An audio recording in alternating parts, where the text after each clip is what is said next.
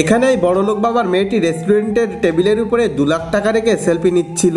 ঠিক তখন সেখানে থাকা ওয়েটারের টাকাগুলো দেখে লালসা চলে আসে, তাই সে টাকাগুলোর সাথে সাথে গাড়ির চাবিটাও চুরি করে নেয়। তারপরে সে টাকাগুলো একটি রুমাল দিয়ে ঢেকে ফেলে এবং আবার হোটেল সাফ করতে থাকে। গাড়িটা বিক্রি করে সে অনেকদিন আরামায়াস করবে। তারপরে মেয়েটির বয়ফ্রেন্ড মেয়েটিকে জিজ্ঞাসা করে, আরে বেবি, তুমি টেবিলের উপর যে টাকাগুলো রেখেছিলে সেগুলো কোথায় গেল? মেয়েটি তখন বলে, আরে হ্যাঁ সত্যি তো, আমি টাকাগুলো রেখেছিলাম, সেগুলো কোথায় গেল? মেয়েটির বয়ফ্রেন্ড তখন ওয়েটারকে ডাকে আর বলে, আরে ভাই, এই টেবিলের উপরে 2 লাখ টাকা আর একটা গাড়ির চাবি ছিল, তুমি কি সেটা দেখেছো? ওয়েটার তখন বলে, আরে না না সব, আমি এখানে কাজ করছিলাম, আমি ওসব কিছুই দেখিনি। মেয়েটি তার বয়ফ্রেন্ডকে বলে, তুমি এই ওয়েটারকে চেক করো, কারণ সে এখানেই কাজ করছিল। তারপরে মেয়েটির বয়ফ্রেন্ড ওয়েটারকে গিয়ে চেক করে, কিন্তু কিছুই খুঁজে পায় না। ঠিক তখন সেখানে হোটেলের ম্যানেজার চলে আসে। তারপরে এই হোটেল ম্যানেজার ওই ওয়েটারের সাথে যেটি করে তা দেখার আগে এই সুন্দর ছবিটিকে ভালোবেসে ভিডিওতে লাইক করে চ্যানেলটি সাবস্ক্রাইব করো।